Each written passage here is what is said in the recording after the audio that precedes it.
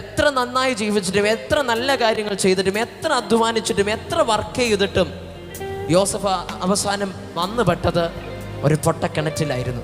പൊട്ടക്കിണറ്റിൽ നിന്ന് പുറത്തു വന്നപ്പോൾ അവൻ കാൽ വെക്കുന്നത് ഒരു അടിമ കച്ചവടക്കാരുടെ കയ്യിലാണ്. ഹല്ലേലൂയ.